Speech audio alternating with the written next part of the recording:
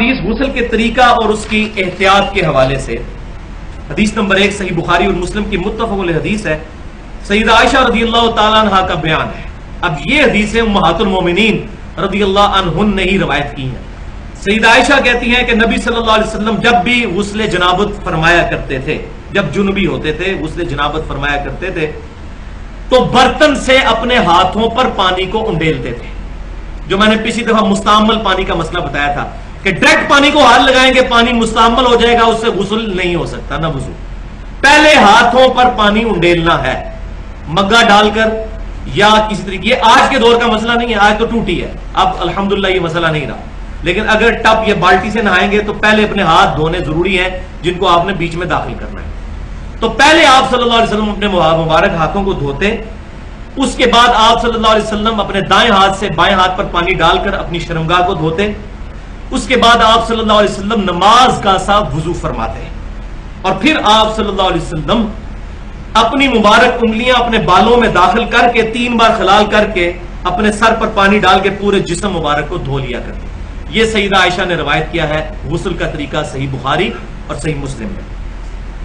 دوسری حدیث جو سب سے زیادہ ڈیٹیل حدیث ہے صحیح بخاری اور مسلم میں، اور وہ بھی حضور صلی اللہ علیہ وسلم کی بیوی سیدہ میمونہ رضی اللہ تعالیٰ عنہ ام المومنین، ان سے روایت ہے. وہ کہتی ہے کہ میں نے نبی صلی اللہ علیہ وسلم کو خود غسل کروایا اپنے سامنے چادر میں پردہ کر کے. سامنے چادر کا پردہ میں نے لا کر برتن رکھا اور میں نے آپ صلی اللہ علیہ وسلم کے غسل کو آبزرو کیا. یعنی وہ ڈائریکٹلی اتنا نہیں، مطلب چادر کے پردے میں ہی اندازہ ہو جائے.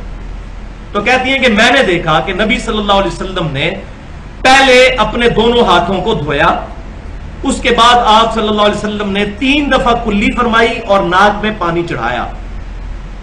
پھر 3 دفعہ آپ صلی اللہ علیہ وسلم نے اپنے چہرہ مبارک کو دھویا. سیدہ عائشہ نے تو مختصر بات کی تھی وضو، یہاں ڈیٹیل چل رہی. پھر 3 دفعہ دونوں بازوؤں کو دھویا کونیوں سمیت. پھر آپ صلی اللہ علیہ وسلم نے، اچھا اس میں ایک بات سکپ ہوگی مجھ سے کہ یہ ہاتھ پہ پانی اڈیلنے کے بعد آپ صلی اللہ علیہ وسلم نے اپنا مبارک ہاتھ زمین پر رگڑا، مٹی لگا کر اپنی شرمگاہ کو دھویا تاکہ وہاں پر جو منی وغیرہ لگی ہو وہ دھل جائے. آج کے دور میں آپ سمجھ لیں صابن وغیرہ. اس کے بعد آپ صلی اللہ علیہ وسلم نے 3 دفعہ کلی کی، 3 دفعہ ناک میں پانی چڑھایا. کلی والا پانی ہی ناک میں، میں نے بتایا تھا، اسی پانی کو ناک میں اور اس طریقے سے صفائی. پھر 3 دفعہ چہرہ مبارک دھویا، 3 دفعہ دونوں ہاتھ کونیوں سمیت دھوئے. اس کے بعد آپ صلی اللہ علیہ وسلم نے اپنے مبارک سر پر 3 دفعہ پانی ڈال کر اس کو صحیح طریقے سے مل کر دھویا. اور پھر آپ صلی اللہ علیہ وسلم غسل والی جگہ سے الگ ہوئے اور باہر نکل کر آپ صلی اللہ علیہ وسلم نے اپنے مبارک پاؤں بھی دھوئے. یہ اس صورت میں ہے کہ اگر کسی ٹوائلٹ کے اندر غسل کرتے ہوئے پانی زمین پر جمع ہو جاتا ہو، وہاں پر الگ سے پاؤں دھونا ضروری ہو جاتا ہے. ہمارے جو ٹوائلٹس بنے ہوئے ہوتے ہیں اس میں جب نہاتے ہیں ہم تو پانی ساتھ ساتھ بہتا چلا جاتا ہے ڈھلوان کی وجہ سے، اور نیچے جو ہے وہ ٹائلز بھی لگی ہوتی ہیں، اس میں الگ سے پاؤں دھونے کی ضرورت نہیں ہے. اندر ہی دھل گئے تو دھل گئے. لیکن پرانے زمانے میں تو یہ چیزیں نہیں تھیں، تو پاؤں گندے ہو جاتے تھے، ظاہر ہے زمین پہ کیچڑ بھی بن جاتا تھا، مٹی ہوتی تھی، تو وہ پاؤں الگ سے دھونے پڑتے تھے. یہ میں نے مسئلہ اس لیے علیحدہ سے کلیئر کر. لیکن آج بھی جو اس سنت پہ عمل کرے اس کے لیے ثواب ہی ثواب ہے انشاءاللہ.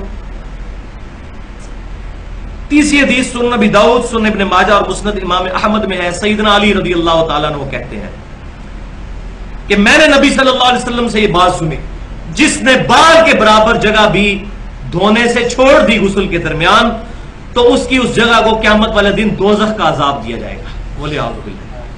پھر آپ فرماتے ہیں 3 دفعہ آپ نے فرمایا سیدنا علی نے، میں نے اپنے سر کے ساتھ دشمنی کی، میں نے اپنے سر کے ساتھ دشمنی کی، میں نے اپنے سر کے ساتھ دشمنی کی اور اپنے سر کے بال منڈوا دیے اس ڈر سے کہ کہیں میرے سر کے بال خشک نہ رہ جائیں.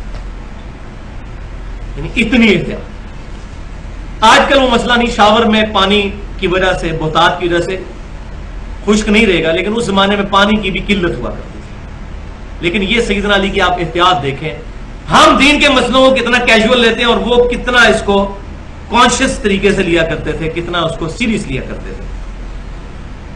تو اس سے یہ بات بھی پتہ چلی کہ یہ جو ہمارے تبلیغی جماعت کے بھائی ہیں، جن کو ہمارے وہ بریلوی بھائی کہہ دیتے ہیں یہ خارجی ہیں، یہ سر منڈاتے ہیں.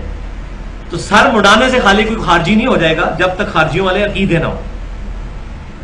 ہمیں ان سے جو اختلاف ہے وہ اپنی جگہ کہ انہوں نے قرآن پاک کو چھوڑ کر ایک مولوی کی لکھی ہوئی کتاب کو اپنے نصاب کا حصہ بنا لیا ہے، وہ الگ. لیکن اس بنیاد پہ کسی کے سر منڈانے کو ہم یہ نہیں کہہ سکتے یہ خارجی ہو گیا سر منڈانے والا. سیدنا علی جو ہے جن کی وجہ سے خوارج پیدا ہوئے وہ سر مڈایا کرتے تھے.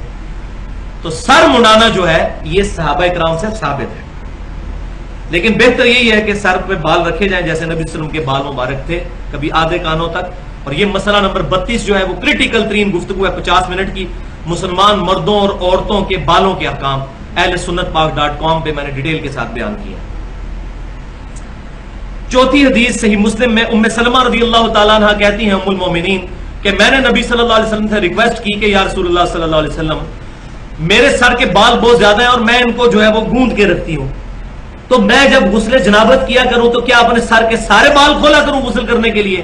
تو آپ صلی اللہ علیہ وسلم نے فرمایا نہیں, تمہیں سر پر 3 دفعہ پانی ڈال لینا کافی ہے, بالوں کے کھولنے کی ضرورت نہیں. تو عورتوں کو غسل جنابت کے لیے سر کے بال کھولنے کی ضرورت نہیں. بلکہ اگلی حدیث صحیح مسلم میں بھی, یہ بھی صحیح مسلم کی, اس سے اگلی بھی صحیح مسلم میں سیدہ عائشہ کو کسی نے بتایا کہ ابن عمر رضی اللہ تعالیٰ عنہما لوگوں کو, عورتوں کو یہ حکم دیتے ہیں کہ وہ اپنے بالوں کا جوڑا اور یہ پراندہ وغیرہ اور یہ گت وغیرہ کھول کے تو بال دھویا کریں. تو سیدہ عائشہ کو بڑا غصہ ہے, انہوں نے کہا ابن عمر ان کو یہ کیوں نہیں کہہ دیتے کہ یہ اپنے سر کے بال ہی منڈا لیں عورتیں؟ ان کو نہیں یہ بات پتا کہ میں نے نبی صلی اللہ علیہ وسلم سے جب یہ بات پوچھی تھی کیا میں اپنے سر کے بال کھول کر جو ہے وہ غسل کیا کروں, جنابت کا اتارا کروں؟ تو آپ صلی اللہ علیہ وسلم نے فرمایا غسل جنابت کے لیے عورتوں کو بال کھولنے کی ضرورت نہیں, 3 دفعہ پانی ڈال لینا کافی ہے. لیکن لیکن لیکن ایک بات یاد رکھیں, یہ صرف جنابت کا غسل ہے. اگر حیض کا غسل ہے یا نفاس کا اس کے لیے مسئلہ الگ ہے, وہ سیدہ عائشہ سے ہی روایت ہے جامعہ ترمذی میں اور سنن ابن ماجہ کے اندر, نہیں سوری صرف سنن ابن ماجہ میں ہے. سیدہ عائشہ کہتی ہیں کہ میں حائضہ تھی تو نبی صلی اللہ علیہ وسلم نے مجھے حکم دیا کہ میں سر کے بال کھول کر نہاؤں. تو جنابت کا جو غسل ہے میاں بیوی کی صحبت کی وجہ سے یا احتلام کی وجہ سے, اس سے تو عورتیں بال کھولیں گی, عورتوں کے لیے, مرد کو تو بال کھول کے ہمیشہ نہانا ہوگا.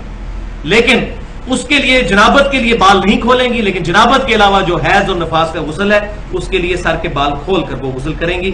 یہ ضروری اوبلیگیشن ہے.